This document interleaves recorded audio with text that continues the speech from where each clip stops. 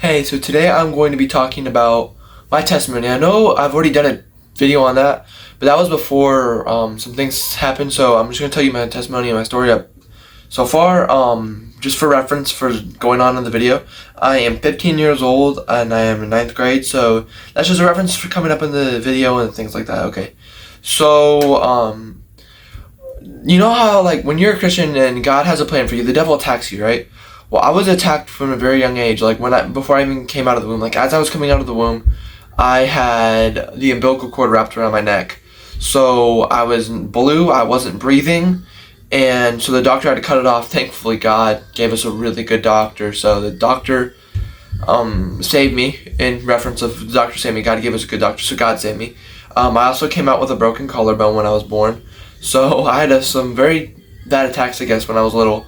And as I was growing up, it was fine, from kindergarten and all that stuff, to about 4th and 5th grade is when I started to get a little rocky, I had been going to church for a while, and I knew God. I knew about God, but I didn't really know God and never had really had a relationship with Him. I had tried, but I never really understood it and grasped it fully. So going up into 4th grade, I would, share the gospel with my friends. I was supposed to do, but I didn't really give them a good example. And not that changed in 4th grade, it got worse. But in 4th grade, I got in a class with my friends again, and it was pretty much all of us in one class. So I was good then, but then it goes into 5th grade, and I knew we were moving from a home we had lived from about 7 to 8 years. So reference again, I'm 15, so we were living there for a while. And so I knew we were moving later that year. This doesn't give us me an explanation to do what I doesn't give me a pass to do what I had done. So I knew we were moving after that year. I didn't think I was going to go to my 6th grade year, but I had been really dirty-minded. I was really dirty-minded. I didn't talk as much about it and do as much in 4th grade, but it was starting a little bit, and I was really dirty-minded. And guys, please watch your kids in school. And watch what they're consuming, because little kids are getting to know things at young ages that they shouldn't be knowing. And I got told some things in kindergarten, and some things that are very disgusting to know, and things like that, things that are not appropriate for a kindergartner to know, and by somebody who else was hurting. So I was told some things that I shouldn't have been told, and so I think that's kind of started it. Plus my ancestors, so I know my dad struggled with some stuff. I know some other people in my family have struggled with stuff, so the devil is attacking that area because he has seen how my family has fallen at it before. So I was just struggling with dirty-mindedness. I was very dirty-minded. I would talk a lot about dirty-minded stuff. I would make a lot of dirty-minded jokes that are just disgusting. And I would make a lot of laugh at a lot of other dirty jokes that were really disgusting. That's kind of what was going on in my 5th grade year. And then my 6th grade year, turns out I got to go for about a couple months of the school in that same school system. So I was in the school system that I was living in, that town I was living. I was going to that middle school. And it was okay there. I still didn't drop the dirty-mindedness. I was still dirty-minded and all that stuff, and still said some jokes, but not as much. And I thought I stopped. So I kept going through the school, and I kept going. I went to school. I was in 6th grade year, and then we moved about late September, so like a month after the school started, a couple months, something like that. We moved in September, end of September. We moved about an hour away from there, so like my friends didn't really talk to me. I didn't have a phone then. I got a phone after we moved, and I got their numbers after that, but even then they didn't talk to me. We moved. I went to his new school. School was terrible, bro. Big City. The school was just so bad. So there was a lot of fights there, and I was hurting that we moved, all that stuff. My friends stopped talking to me. I was hurting, not that again, not as an excuse for how I talked. And I was okay for a little while, but then I opened up once I found some friends, and I started talking dirty-minded again, and it was bad. And then after that year, I stopped. God restored me, because after that year, I was homeschooled. I got to get homeschooled my 7th, 8th, and 9th grade year as I'm going through the 9th grade year. I'm homeschooled now, but but I was just really bad dirty-minded then. But during that 6th grade year, after we moved, I had this little tablet after I got my phone. And the devil was really attacking my mind with lust at a young age, at 12, which is pretty young for that, but I've been seeing it more and more that people are struggling with that at like 12. So I was really struggling with that, and I never told anybody. And it turns out I wouldn't tell people for somebody for a long time. So I kept, I was struggling with that.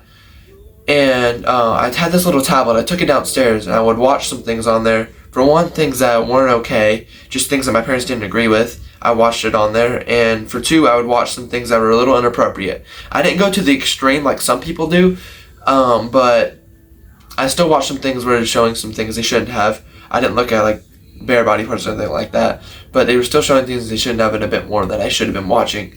And I was doing that for about a year. And so one day, my dad came downstairs. He screamed at the top of the stairs, or yelled at the top of the stairs, I'm pretty sure. Because I think they saw that the tablet was missing multiple nights in a row. Because I brought a charger down there, I had headphones, so they wouldn't know. And my dad came downstairs, and he scared me so badly when he came downstairs that I never got back on that stuff again. Like, he looked around, he didn't find it, so they didn't know.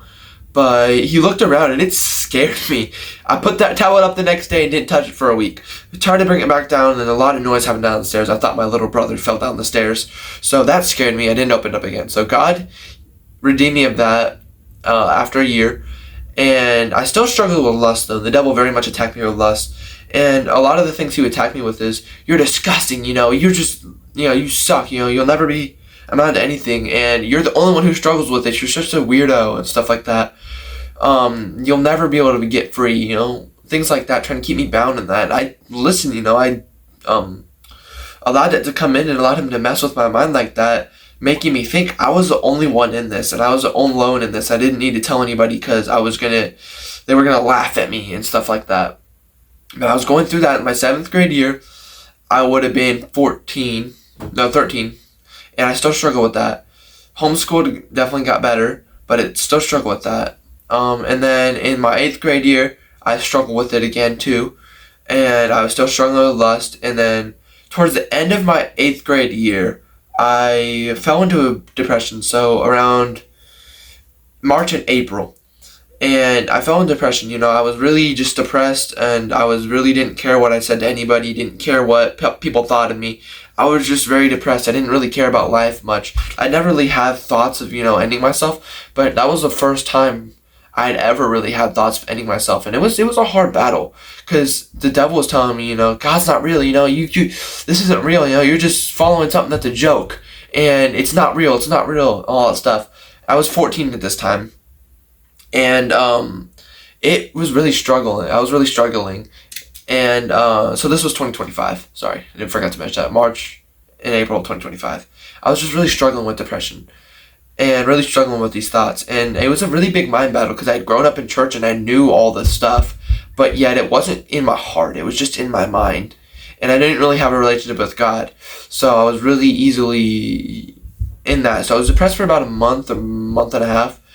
And but yeah, some of the stuff he was saying in my mind is like, you'll never be enough, you're just a disappointment. There's a lot of things going on in there. As I know, when I was depressed, I didn't care what people thought. I didn't care what I did. I didn't care how it affected other people.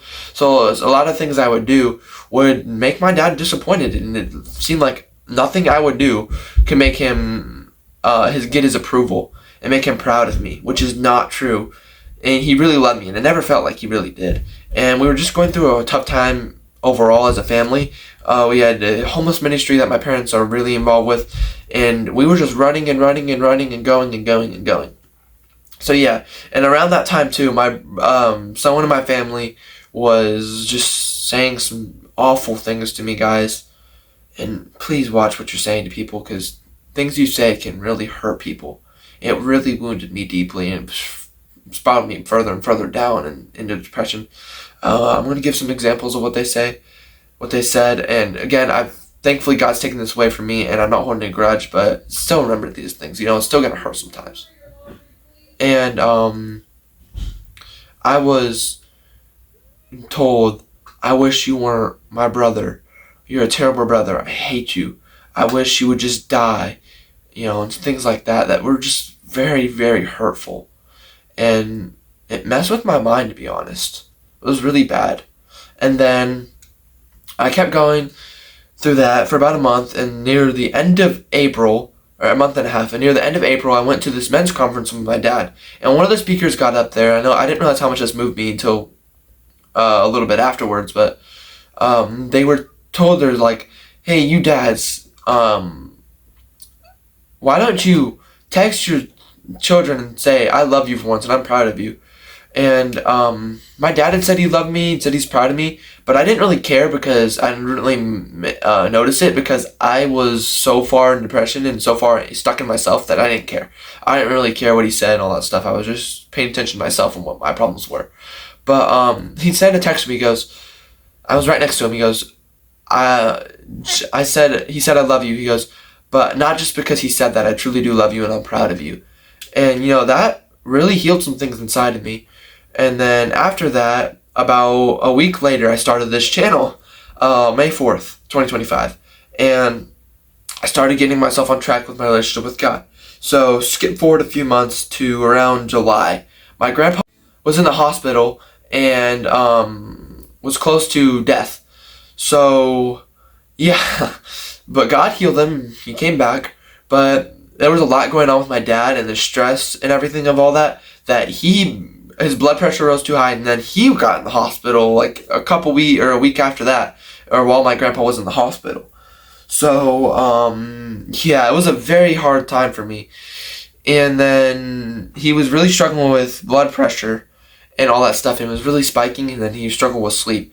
He was struggling with that for a little bit. Now it's under control, but for a little bit after that, he was still struggling with it for about a week or 2 weeks to a month. And then now he's struggling with, and then after that, he was struggling with sleep insomnia around August and September, and he can't sleep. He still can't sleep up to this day. He's still struggling with sleep. But he was really struggling with sleep, and he was recently diagnosed with sleep apnea. So he just wasn't sleeping much at night, which made him really hard to function in the day. And he was really getting attacked demonically. The devil was really attacking his mind, and even more so, he's attacking his mind in different ways. And yeah, it was really hard. And we've been going through this for a while. And I remember 2 weeks ago or something like that, I was just really mad at God. I was just like, God, like, what are you doing with my family? Are you listening to us? Are you hearing us? He's been going through this so long. Do you even care? And yeah, he really does care. He really has cared. And I've seen the growth in my dad. So that's really good. So, and he's still not 100%, but we're going to get a sleep machine for him soon, so that's better. Yeah, so that's just my story, Big thing is that recently, this past Sunday, I told my parents that I struggle with lust and struggle with some of the stuff, and told them some of the things I've told you in here that they didn't know. And I was too scared. It was just randomly, too. We were talking about something, I'm just like, yeah, I struggle with this, I struggle with that. And I found out some things about my dad, and some things that he's dealt with, and I know for a fact the devil's attacking me in this area because he's known that my ancestors have struggled with that. My recent relatives with bloodline have struggled with that. And I fell to it, I didn't hold up against it. Yes, God's working in me, but I'm not going to be 100%. I really needed to tell my parents that to heal. So I want to tell you guys, if you guys ever need prayer for anything, put it down in the comments or anything like that. Just ask me. I will do it. I'm starting like this prayer wall, so I'm going to remember it. And if you're struggling with something, please don't wait so long like I did. I waited like 3 years to tell somebody. It just puts more hurt on you and puts more, it just hurts you even more. And please open up to somebody about it and tell somebody, because that's where true healing comes from. When you tell people and you open up to people, and God can heal you, and he heals you even more when you open up to people and you have people to keep you in check. And that's what's been happening. God's been healing me, and I find myself easier to take captive the thoughts that come in. And yeah, I know it's not going to be 100%. I'm still going to struggle with it. The devil's still going to attack me with it, but I'm able to fight it off better with God. Yeah, so that's my story. Even further in depth, I'm still living it out, and yeah. But thank you guys for watching. God loves you. Bye. I just want to say, please don't wait so long. I'm going to pray. Then get off. Sorry. Dear God, Lord, I pray for anybody who's struggling with what I've struggled with, God, or is struggling with something where they're afraid to tell somebody about what they're dealing with, God, but let them know there's no condemnation in sin, God, and that no sin is greater than the other, God, and their sin is no greater than anybody else's, and they're able to open up to somebody and they're able to get prayer, God, and they're able to, you just show them that you are there, Lord. I pray that you help this testimony of mine, a story of mine, Lord, to help other people, God, with this, Lord, and help them learn from some of the things that I've had to learn the hard way, Lord. In Jesus' name, amen. Thank you guys for watching. Again, God loves you. Bye.